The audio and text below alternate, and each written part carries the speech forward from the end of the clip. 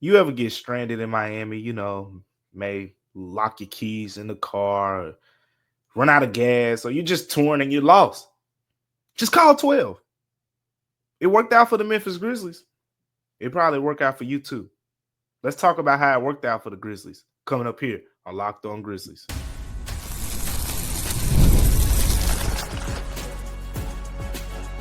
You are Locked On Grizzlies, your daily Memphis Grizzlies podcast, part of the Locked On Podcast Network, your team every day.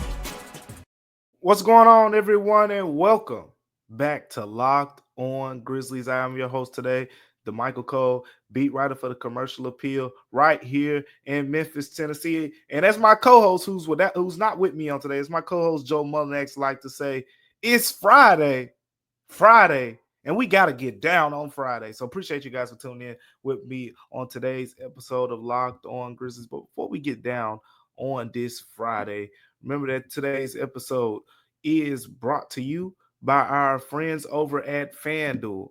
Look, right now, new customers can get $200 in bonus bets when your first $5 bet wins. You can't beat that. That's the opportunity that you have right now at FanDuel. And your favorite podcast now has a newsletter introducing the Locked On Grizzlies Daily Newsletter. It's the one stop for ultimate team and league coverage delivered right into your inbox. Sign up for free now at lockedondaily.com. That's lockedondaily.com, and start your day with the all new free Locked On Grizzlies Daily's newsletter, written by yours truly, Joe Mullinex, my co-host. He's been manning the newsletter, doing a terrific job. Make sure you guys go check that out. I love what he wrote about the hypothetical scenario of Draymond Green being in Memphis, but he writes a bunch of terrific stuff on the newsletter. Make sure you go check all of that out as well. What we got to talk about on today's episode, we're going to talk a lot about Ja Morant. We're going to talk about a big adjustment from Tomasi Salo that we're starting to notice. He's a few games in now, so we've noticed one big adjustment that I want to talk about in the second segment. And then we're going to look ahead to the weekend in our final segment. But we got to start this show by talking about 12. We got to talk about Ja Morant because he's been all over the news headlines, by the way. And for those who didn't know, the NBA concluded, it's celebration. It's an investigation. I said celebration. Investigation into the celebration with Ja Morant, the what do you call it? The gun gesture celebration, the 3-point celebration that he and several other Grizzlies players do. And according to, the multiple reports out there, the league just issued warnings. And if you listen to the last episode of Locked On Grizzlies, we talked about it from the standpoint that this wasn't something I think the league aggressively was looking at. Like, this was something that people were inquiring to the league about, and the league responded and said, okay, we'll do our due diligence. Yeah, nothing there. We'll give them a warning. Life goes on. I think that's pretty much the realm of what this situation was. But moving on to basketball, the Grizzlies needed Ja Morant to really be good, and Ja Morant wanted to be good. These last few games, right? The Grizzlies are losing 7 of their last 8 games, and I've been in the locker room. Ja's frustrated. Like, he has been frustrated. He just wants to win, and he said, man, this ain't us. All this losing, this is not us. And with the game on the line, look who delivered. Ja Morant getting the buzzer beater, lifting the Grizzlies to the 110-108 win against the Miami Heat. And this first segment, we're going to talk about Ja being Ja, because that's what it's all about at this point.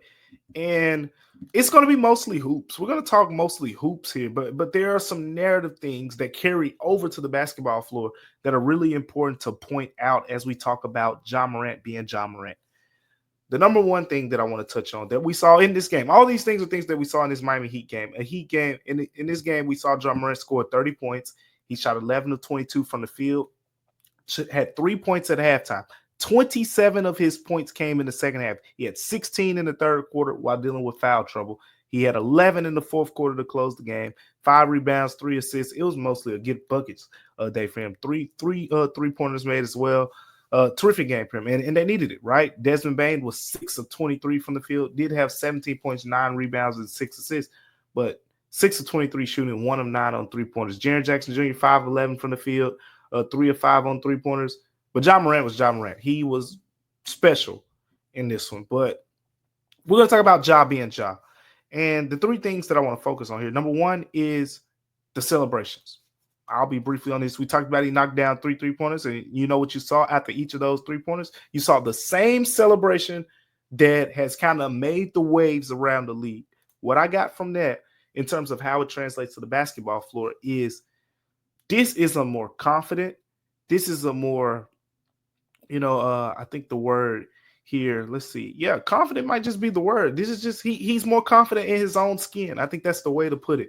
And what I mean by that is we saw Ja 2 years ago get in trouble, right? For the first time, March 2023, got in trouble, the whole gun situation then there was the second situation that came in May.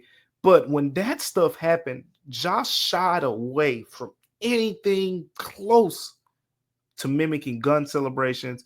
I mean, it was always all the way down to the music that he played. I remember before March 2023, Ja Morant will be in the locker room, and as he doing his interview or whatever, he's playing his certain type of music, his hip hop music that he likes to listen to. But after March 2023 happened, when I felt like we got this sheltered, this piece of a version of Ja Morant, he would be very cautious of the music that, he would, here comes the media. He would turn his music down and things like that. And you just knew, like, this is a buttoned up version of Ja Morant. So I wanted to see, to a lesser degree, like after, he's been in the headlines again, are we going to see a Ja that's going to be a little bit more buttoned up? Or are you going to see hey, man, I'm still the same guy. Like, y'all ain't changing me. And I think it's more of the latter now. Like, he is who he is.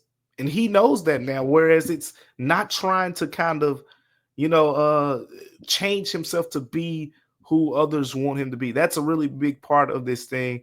Ja Morant after the game had some really interesting comments about how he's responding to negative criticism. And he said, I'm kind of used to it. I was pretty much, a villain for 2 years now. Every little thing, if somebody can say something negative about me, it's going to be out there. So, yeah, I don't care anymore. He doesn't care anymore. That's a perfect example of that. He came back still being himself. Now, some people will see that and say, Ja just doesn't get it. Others will say he's being himself. I like to see it. At the end of the day, he's not in trouble. So, look, confidence is one of the main factors of the game of basketball. We talk about it all the time. As a coach, you have to instill confidence in your players. You want your players to be confident. And that was a way of seeing Ja Morant's confidence carry over. And we saw how it impacted his performance as well. Another thing that impacted his performance was playing through foul trouble. And that was another big one. This game, Ja Morant, and it was self-inflicted, which you can argue the first thing that we talked about was probably self-inflicted too. But self-inflicted foul trouble in this game. I think Ja picked up his third foul in the game in the third quarter. It was a frustration foul. It's something that Ja says, look, I'm working on it. Paraphrasing here. He's basically said he's working on, those situations where he's driving to the basket, he wants a foul, and he's complaining to the referee. And, you see it a lot. The action's continuing, and Ja still talking to the referee, and the other team has an advantage or whatever the case may be. Ja said, look, I'm working on it, but it's tough. As a competitor, it's tough. And then I get it. Me personally, I get that. Because as I get competitive sometimes, and you're not thinking about the big picture. You're thinking about that moment. But with all that being said, Ja picked up that third foul literally after he felt like there should have been a whistle blown. Did he get the rebound? He shoves Alex Burks, who has the basketball, who plays for the Heat, shoves him, gets a technical foul, frustration foul, and then later picks up his fourth foul with about 7 minutes left in the third quarter. Has to go sit on the bench. I'm thinking at this point he's probably going to sit to the fourth quarter. That's a bad, especially for a guy who was rolling in the third quarter at this point. Tomasi Salo brought him back in the game. He brought Ja back in the game with about 2.5 minutes, 2:44, I think is the exact time that was left in the third quarter, and Ja continued to cook. Finished the third quarter, as we said, with 16 points, carried that performance over into the fourth quarter. Playing through that foul trouble was big. That's how you get the confidence from a coach right there. Because in this game, Isalo may have looked at it like a risk. He's got 4 fouls. Because Ja wanted to go back in. He was hot. He was rolling. He's like, Coach, put me back in. Like I got it going right now. Coach, like, man, if you pick up this 5th foul, they're gonna get me. He puts Ja back in. Morant did not pick up that 5th foul in the third quarter. He lasted into the fourth. He takes his little break that he usually takes, after he plays a few minutes into the fourth quarter, comes back in, closes the game, wins it at the buzzer.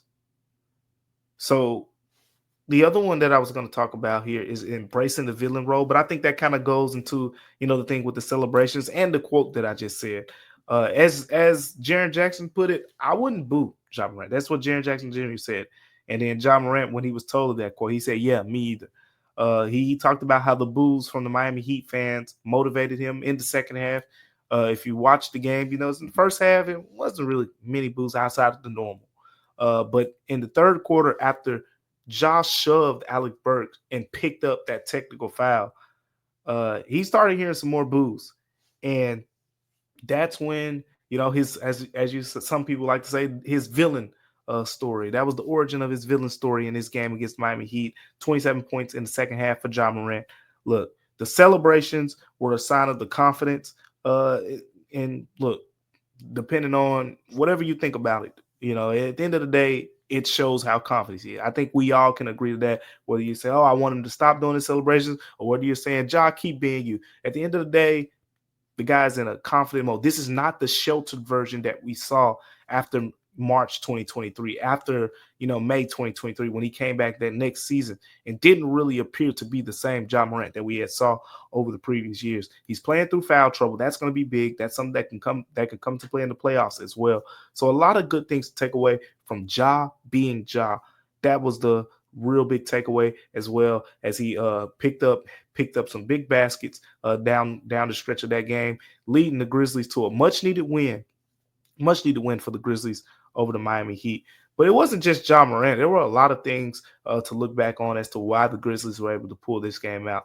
Look, I want to focus on one thing in particular, and that's Tomas Isalo, the new interim coach, what he did. He made a big adjustment in this game. We're going to talk about that coming up here on Locked On Grizzlies. But before we talk about Isalo's big adjustment, today's episode is brought to you by our friends over at 5 Hour Energy. Look, daylight savings snuck up on us again, right? And if you're feeling that lost an hour of a sleep, 5 Hour Energy has your back. That extra sunshine means more time for fun, but sometimes you need a little boost to power through. So whether you're staying up late, watching the NCAA tournament, squeezing in a round of golf after work, or just trying to keep up with your busy day, 5 Hour Energy gives you that quick, refreshing pick me up whenever you need it. Look, I love the basketball madness at this time of the year. I've been staying up late watching all the tournament action, and the 5 Hour Energy drink keeps me going up to the next day. Head to 5hourenergy.com to find over 15 flavors to choose from. You got plenty of options, 15 flavors to choose from, and including watermelon, blue raspberry, peach mango, and many more. You can even build your own 12-pack or 24-pack and get it delivered right to your door. If you need one now, grab a 5 Hour Energy shot at your local grocery or convenience store, because they are everywhere. Stock up today and stay energized over with 5 Hour Energy.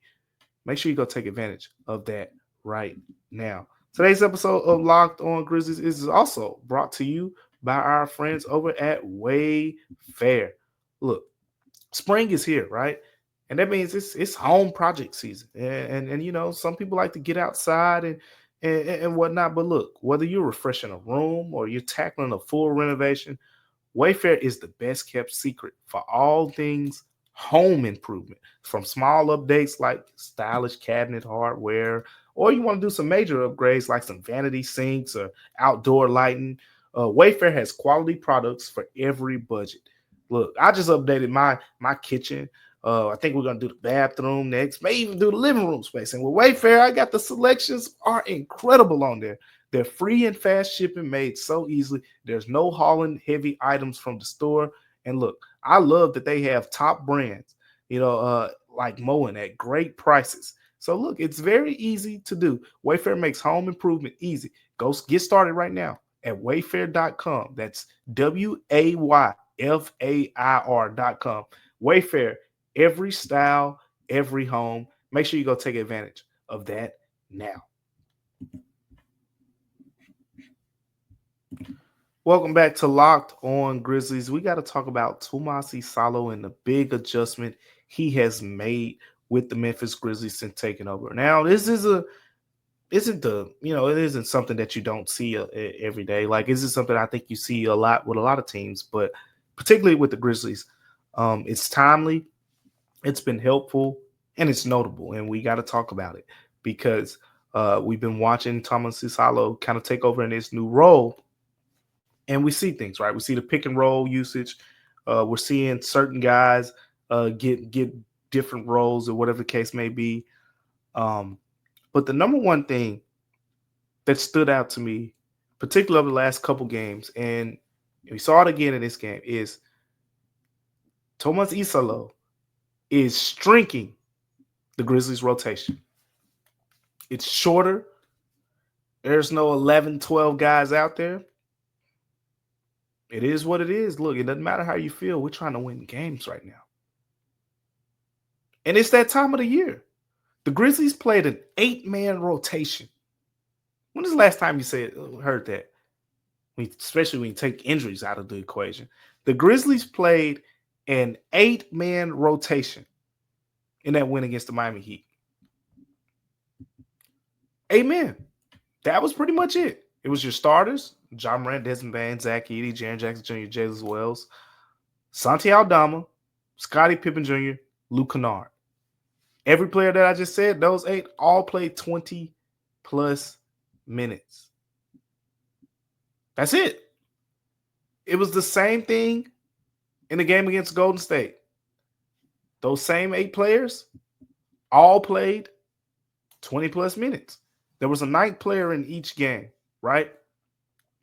Against Golden State, the 9th player was Marvin Bagley for about 4 minutes. In this game, Lamar Stevens came in for a couple minutes. But at the end of the day, it's the same 8. Santi, Scottie, Luke Kennard, and then your starters. Ja, Dez, Jaren, Jalen, and Zach Edey. So when you take those 8 out, Lamar Stevens isn't playing much right now. Marvin Bagley, Jay Huff, Gigi Jackson, John Conchar, Cam Spencer. There are a lot of guys who probably feel like, hey, I could earn a couple minutes right now. They ain't getting no clock. Vince Williams, I'm sure when he gets back, he's been battling an illness. He's missed the last couple games. Be interesting to see how he factors in because it's been 8 solid these last 2 games. Few things I've noticed over that stretch. One of them is Zach Edey's time is going up. In the loss against Golden State, Zach Edey was at 32 minutes. In this game, 28 minutes for Zach Edey against the Heat. At least 5 minutes from Zach Edey in every single quarter. 8 points, 13 rebounds as a result. We're starting to see that type of activity. In his last 4 games, 3 of his last 4 games, he's had at least 11 rebounds. This is what the Grizzlies need. That's what they need from him. They need him to be that forceful rebounder. We've talked about him setting the screens and how he's talked about the Grizzlies are allowing him to, in his words, headhunt. He can go out there and hit some dudes with his screens. Zach Edey is getting more minutes. Zach Edey is getting more comfortable. Zach Edey's stats are starting to reflect that. The one game that was an exception during these last 4 games was when they played the Boston Celtics. That's a tough matchup for Zach Edey. I'm not opposed to what the Grizzlies did in that game by saying, hey, look, you're going against a team that's going to play 5 out for the most part, and they put Zach Edey in some tough spots. A lot of teams don't play like the Celtics. A lot of teams don't have the Celtics personnel to even try to play like that. So that's one thing that stood out to me. We just mentioned how the 8 guys have played 20-plus minutes. I'm curious to see how that breakdown shifts when Vince Williams gets back into the picture. Because Luke Kennard, again, if you look at Luke Kennard's raw numbers, we're not seeing him score much. He made 1 3-pointer in this game. Like, he has not scored much as of late. Now, this is another player. Again, we talked about the different offense. Now, we Salo kind of, keeping the ball in the hands of Ja Des, those guys a little bit more. Whereas when, Noah LaRoche and Taylor Jenkins and those guys were here in his previous offense, it was more everyone's touching the basketball, sharing the basketball, etc. Felt like Luke Kennard got more touches. Now it feels more like he's spacing the floor and things like that. The Grizzlies love what they're getting from him from a gravity standpoint. That's kind of the word that Isalo used to describe Luke Kennard's impact at this point. If you don't know what the gravity impact is, it's basically saying when he's on the floor, guys aren't leaving him. And if guys aren't leaving him, the Grizzlies basically can say, "Oh, if we drive to the basket on this side, we know that guy's not going to help off." Or we know that the defense overall is going to pay a lot of attention to this guy because he's one of the most accurate shooters in NBA history. He's been the most accurate shooter in the last 5 seasons of the NBA. So his gravity alone, without him shooting, without him making, his gravity alone makes him impactful. And that is something that the Grizzlies are grateful for. But what happens when Vince Williams gets back? I think that's a big question. Do the Grizzlies still go 8th? And then I think because Scotty's playing fine right now. Scottie Pippen just gave you 17.7 assists in this game against the Heat. We talked about Ja Morant's struggles in the first half. We didn't talk about how the Grizzlies stayed in the game, and that was because of Scottie Pippen Jr. When Ja Morant was struggling, Scottie Pippen Jr. held it down. And when he got it going, Scottie didn't have to hold it down as much. So I think right now he's kind of solidified. Santi's solidified, right? And there's a spot, whether it's just Luke Kennard, or if it's you split some of those minutes between Vince Williams, Luke Kennard, however it works out. That's going to be the next question, because clearly the rotation is not where it was early in this season, where 10, 11 guys are playing. That's old. A lot of guys are getting DNPs these days, and look, you're trying to win. So when you're trying to win, you got to do what you got to do. And Thomas Usalo is definitely making those adjustments. Shout out to him for making the tough decisions, and we'll see how those tough decisions continue to go for the Memphis Grizzlies. Speaking of continuing to go for the Memphis Grizzlies, we got to look ahead to the weekend. Big game coming up, and then we got to take a peek at what's going on in the Western Conference coming up here on Locked On Grizzlies. But before we get to that, today's episode of Locked On Grizzlies is brought to you by Open Phone.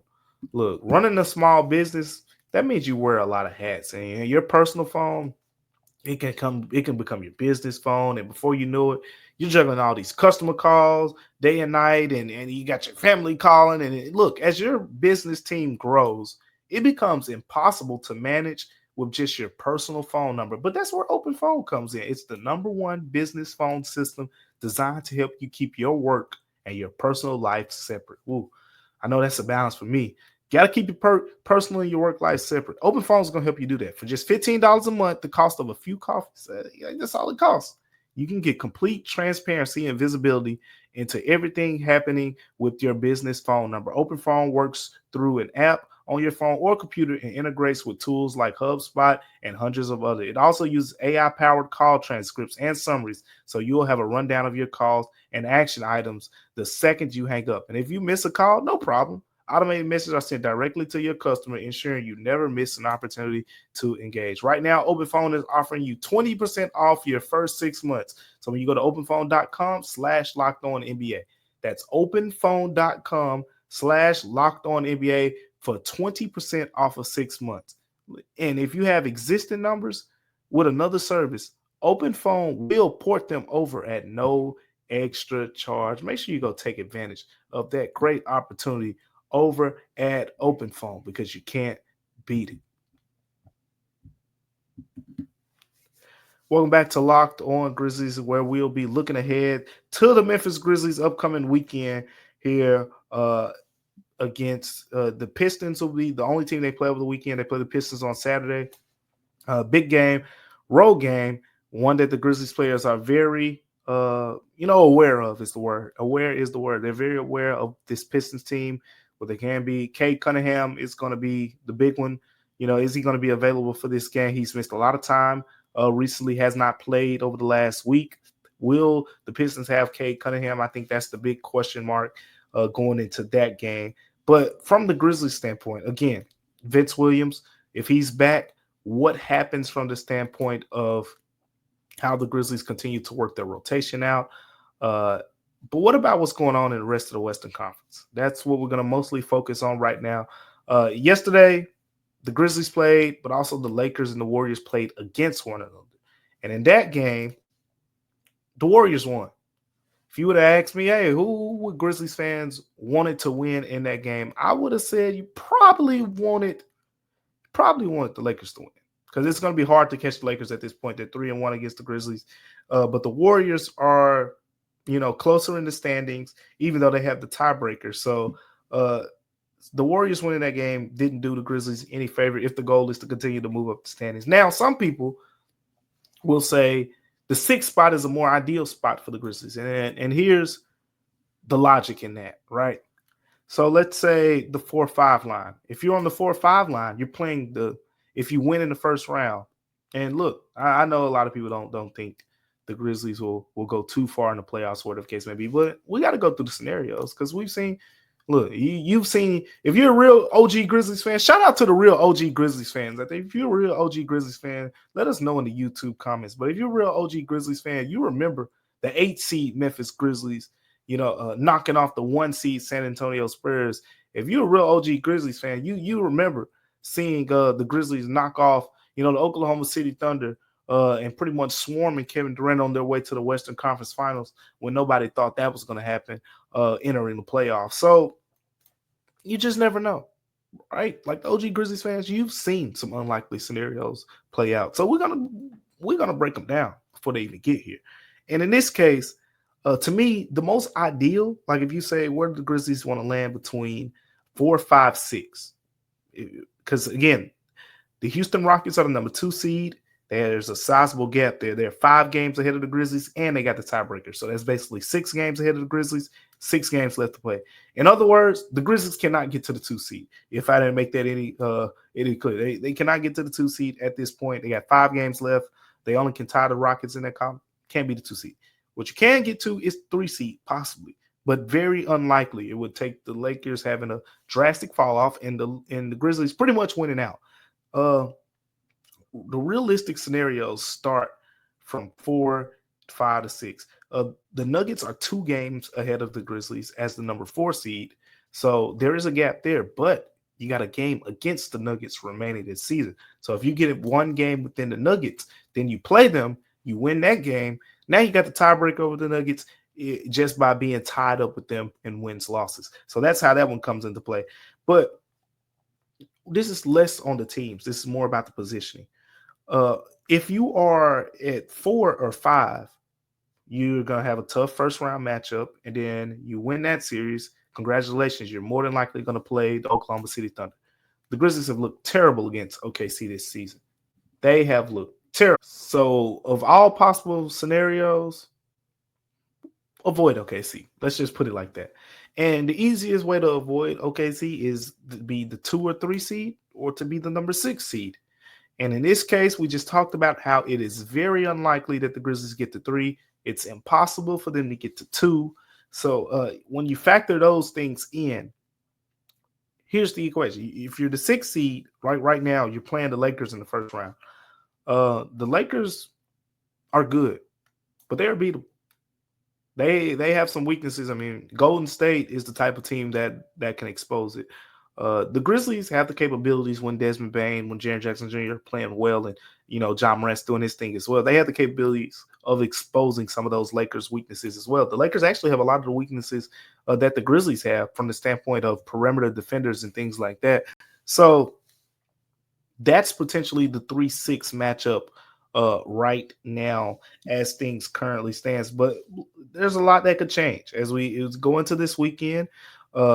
Look, you can pretty much throw the Thunder and the Rockets out of your watching, viewing window. Like they play against each other tonight on Friday. That's not a big one. A big game to watch for a Grizzlies fan is going to be the Nuggets and the Warriors tonight. That's on the watch menu. Another one is the Mavericks and the Clippers. I think Mavericks Clippers. You're rooting for the Mavericks in that one. Beat the Clippers. The Clippers are right on the trails of the Grizzlies right now, and that's the team that's more than likely that can prevent the Grizzlies from being in the top 6 spot in the guaranteed spot. You need the Clippers to kind of get off the Grizzlies trail a little bit.